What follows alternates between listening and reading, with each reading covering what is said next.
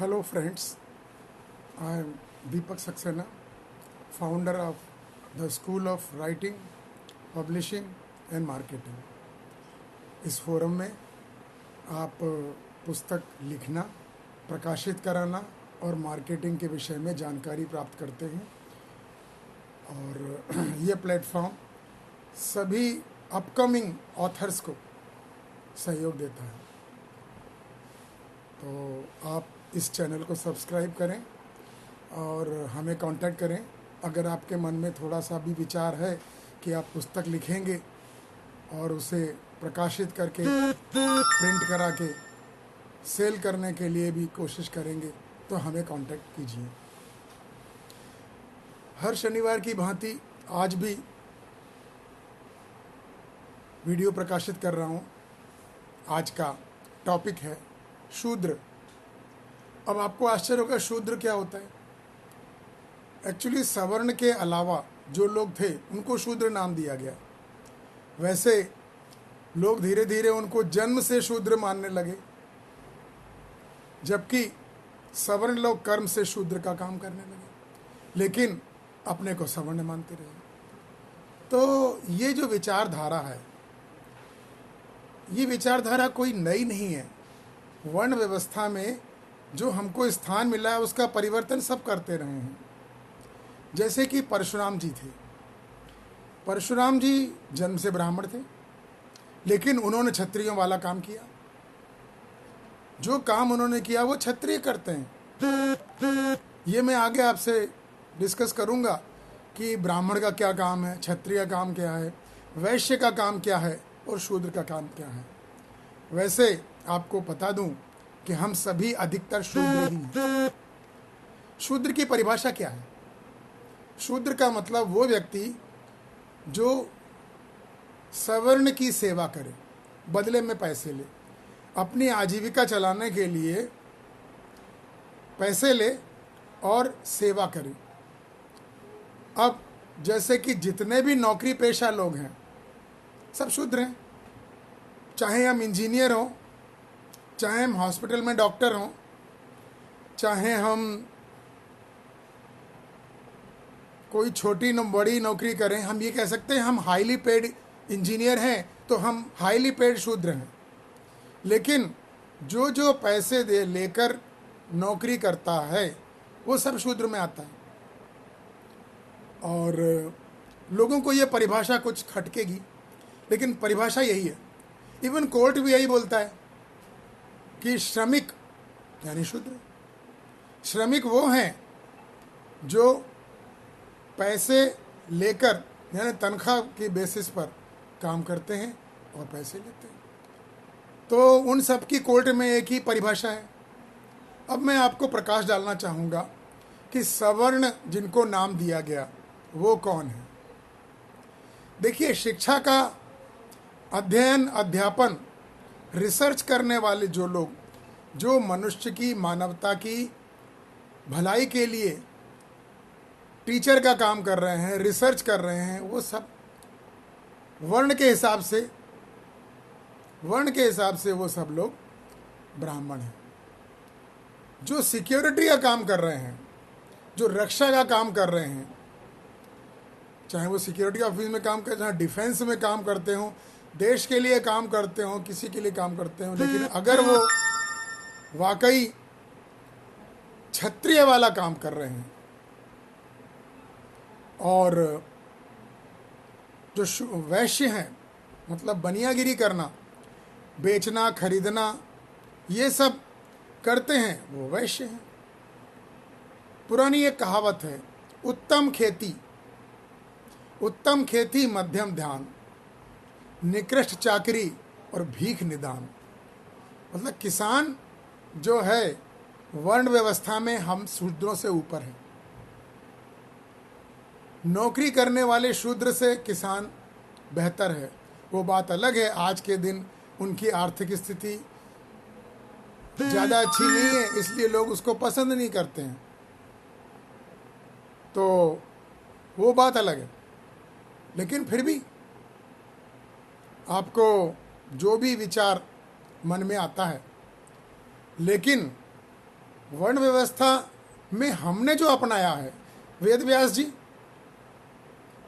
जी तो एक मत्स्य कन्या के पुत्र थे, यानी मछली पालन करने, मछली या नाविक की बेटी के पुत्र थे।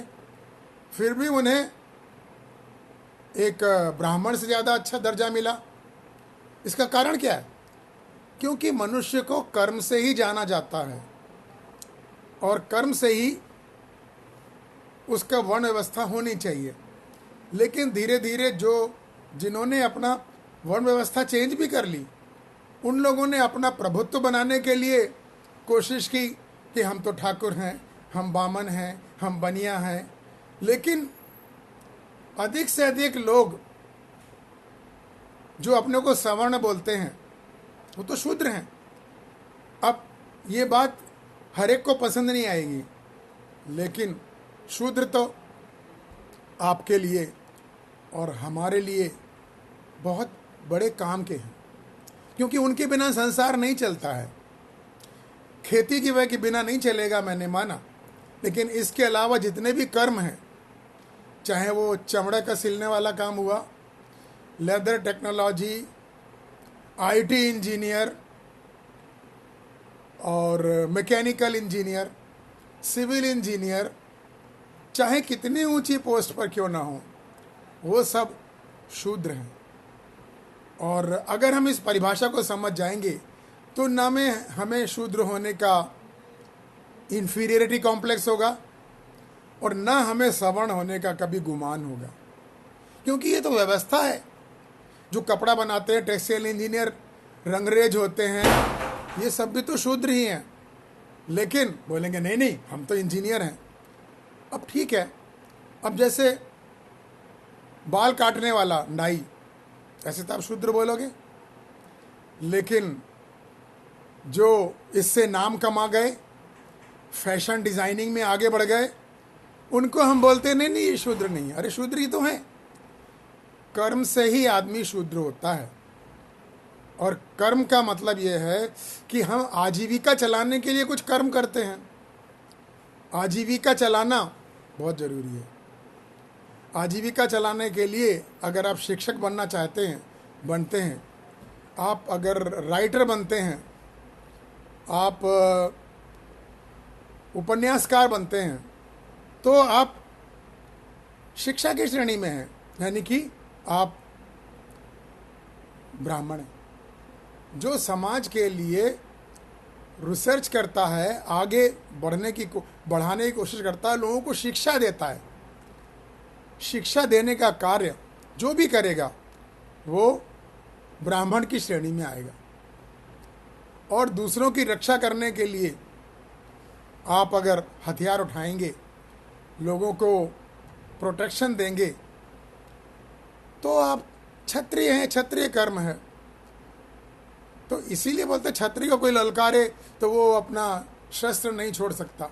इसका कारण ये है, इसका मतलब ये है कि जब किसी भी मानव जाति या पशु की रक्षा की बात आती है, तो इसमें जो सबसे आगे रहेंगे उनको हम क्षत्रिय कहेंगे।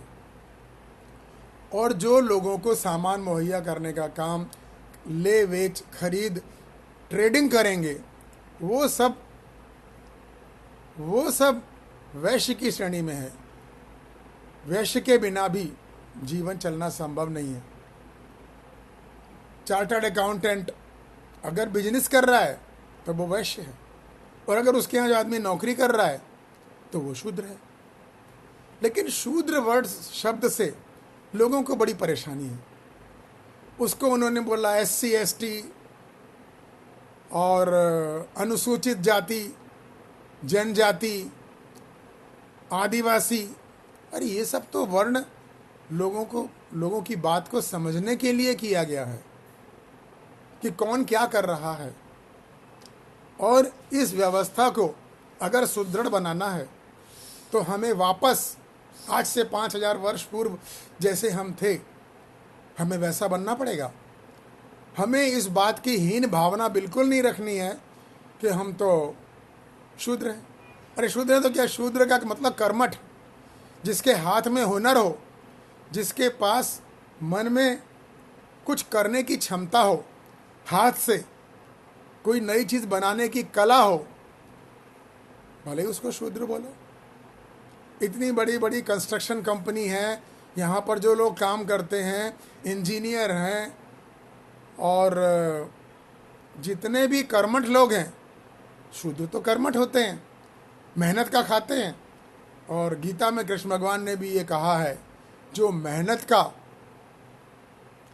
मेहनत की कमाई खाता है वही सही में खाता है, और अपनी कमाई हुई हिस्से से कुछ हिस्सा दूसरों को दान करे, वो और महान है। जिसके पास रिसोर्सेज कम हैं और फिर भी वो दान करता है, वो बहुत महान है। और ये बात कृष्ण भगवान ने मानी है। गीता पढ़ें तो अपने को मालूम पड़ेगा कि गीता क्या है। हमारे जीवन, गीता में सभी वर्ण व्यवस्था के बारे में दिया है, क्या भोजन करें क्या नहीं करें, ये सब दिया हुआ है। तो ये सब जानने के लिए अगर आप गीता को 50 बार भी पढ़ें, तब आपको समझ में आएगा कि गीता क्या है और हमारे जीवन का दर्शन क्या है। शूद्र जो दूसरों की सेवा करते हैं, मैं भी इतने साल नौकरी किया हूँ, मैं भी शूद्र हूँ, 30-32 साल नौकरी किया, शूद्र हूँ। और शूद्र की भूमिका बहुत बड़ी है। शूद्र गिनती में ज़्यादा ही होंगे, क्योंकि इतने सारे कर्म होते हैं, वो सब अगर जिसको करना है तो वो निश्चित ही शूद्र की श्रेणी में प्राउडली बोले कि हम शूद्र हैं। इसलिए आपके मन में कोई विचार अगर आता है कि मैं कर्मठ शूद्र बनना चाहता हूँ, तो आप किताब अवश्य लिखें, चाहे आप ई बुक छापें, और इस विषय में आप जो कुछ भी करना चाहें, हमारा school of writing, publishing and marketing आपको सहयोग देगा। तो जल्दी से उठिए, हमें कांटेक्ट कीजिए। हमारा व्हाट्सएप नंबर, फ़ोन नंबर है 8128693378। रिपीट करता हूँ, 8128693378। और हमारा ईमेल है deepak18@yahoo.co.in, deepakd18@yahoo.co.in। हमें कांटेक्ट कीजिए। हमसे आप पुस्तक पब्लिश कराना चाहते हैं, कराइए। सिर्फ आपके पास अगर सिर्फ थीम भी है, तो भी हम आपके लिए वर्कआउट करके आपका नाम